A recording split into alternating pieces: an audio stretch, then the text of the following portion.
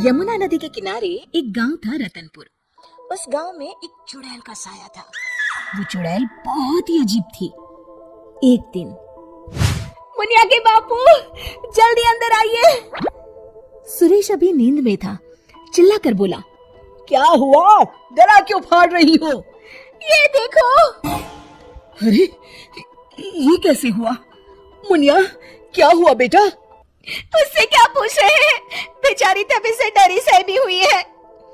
लेकिन ये तो कोई गंभीर बीमारी लगती है। हाँ, देखो तो, बेचारी की चुटिया ही काट ली किसी ने। राम राम। लेकिन एक भी बाल आसपास नहीं दिख रहा। हाँ, ये हुआ क्या समझ में ही नहीं आ रहा। ऐसे ही 2-4 दिन मुनिया को देखने और सांत्वना देने वाले भी आए। अब कुछ शांति हुई ही थी कि एक दिन क्या हुआ रामू? तू हंस क्यों रहा है? अरे काका, वो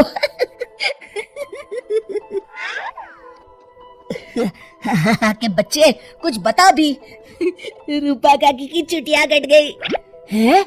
हाँ, और मुन्नी भी। अच्छा, पर काहे? आप भी पूछ लो। चल कर देखता हूँ। क्या हुआ मुन्नी? ये क्या हल्ला मचा हुआ है? तभी मुन्नी बाहर आती है। ये का सुन रहा हूँ? कैसे हुआ सब?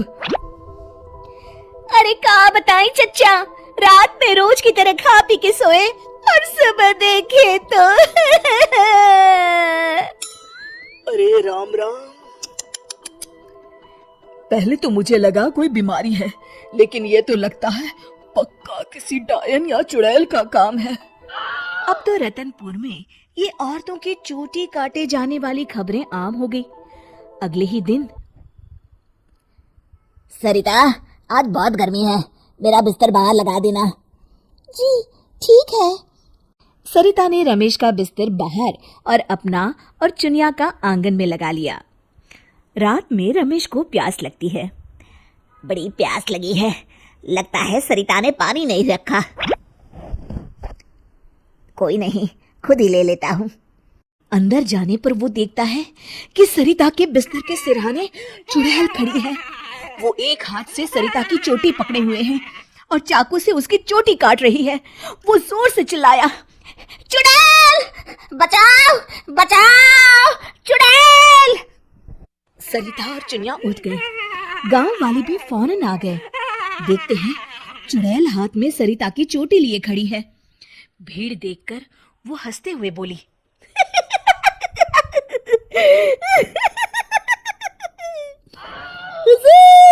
आते आते बहुत देर कर दी।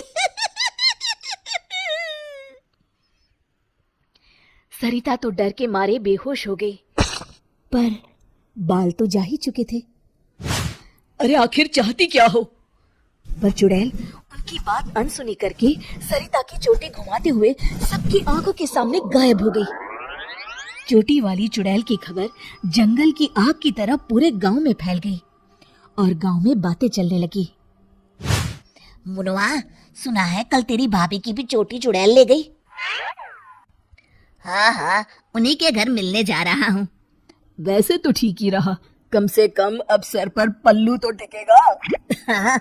ये बात सही कही आपने। इतना कह के दोनों वहां से चले गए। इसी तरह चुड़ैल का डर सारे गांव में बढ़ता गया और लोग घर छोड़कर वहां से जाने लगे। तभी कुछ गांव के लोग आपस में बात करने लगे, क्यों ना सरपंच जी के पास चले? हाँ, सरपंच जी ने दुनिया देखी है, कोई ना कोई उपाय ढूंढ ही निकालेंगे। हाँ, चलो। और सभी गांव वाले सरपंच जी के घर पहुंच गए। समस्या सुनकर सरपंच ने कहा, समस्या तो सच में गंभीर है। मेरी अम्मा की भी है, आपके यहाँ भी? हाँ, अब क्या करें, चुड़ैल पर किसी का वश है क्या? कोई तो उपाय होगा सरपंच जी। इसके लिए किसी ओझा से मिलकर बात करनी होगी। तभी मदन बोलता है, अगर हमें अपने गांव से इस चुड़ैल का साया हटाना है तो हमें उसकी चोटी काटनी पड़ेगी। मेरी नानी ने मुझे बताया था कि हर चुड़ैल की शक्ति उसकी चोटी में होती है। अगर हम किसी तरह उसकी चोटी काटने में सफल हो गए तो उससे अपना गांव छुटकारा पा जाएगा। बताओ कौन जाएगा चुड़ैल के पास? मैं उसे बताऊंगा कि क्या करना है। अरे मदन भैया, हम मुखिया जी के पास आए हैं मदद मांगने, वही जाएंगे। अरे ऐसे कैसे? मैं गया तो गांव कौन संभालेगा? इस रामू को भेज देते हैं। अरे ओ मुखिया, पगला गया है क्या? भरी जवानी में मौत के मुंह में चला जाऊं? तुम सब छोड़ो, मैं चला जाऊंगा। देखो, वो चुड़ैल अपना काम तभी करती है जब कोई सो रहा हो। आज तक कोई जगा हुआ इंसान उसका शिकार नहीं हुआ है ना? हाँ, सो तो है। तो आज रात सभी को जागते रहना है। सिर्फ मैं सोने का नाटक करूंगा। हाँ हाँ ठीक है। फिर मदन नकली चोटी लगाकर और साड़ी पहनकर पंचायत के चबूतरे पर ही सो गया। रात के 12 बजे चुड़ैल वहां आई। आज पूरे गांव में घुमाई, कोई सोया ही नहीं। तभी उसकी नजर चौक पर सोए मदन पर पड़ी। ये औरत यहाँ क्यों सोई है? लगता है घर में झगड़ा हुआ होगा। खैर मुझे क्या, मुझे तो बाल चाहिए। चुड़ैल ने चोटी काटने के लिए जैसे ही चोटी पकड़ी, वो निकलकर उसके हाथ में आ गई। इसके लिए वो तैयार नहीं थी, इसलिए 2 पल के लिए वो कभी चोटी तो कभी चाकू को देखने लगी। इसी समय का फायदा उठाकर मदन ने उसकी चोटी काट ली। पहले तो वो डर गई, फिर भी हिम्मत करके बोले, कौन है तू? बता कौन है तू? नहीं तो मैं तुझे खा जाऊंगी। तेरी चोटी मेरे पास है, तू मेरा कुछ नहीं बिगाड़ सकती। मदन उसकी चोटी दिखाते हुए हंसता है। मेरी चोटी दे दे, दे दे मेरी चोटी, मेरी चोटी दे दे। चीखते हुए मदन की तरफ बढ़ी। हाँ, अगर एक कदम भी आगे बढ़ाया तो मैं अभी इसे जला दूंगा। नहीं नहीं, ऐसा मत करना।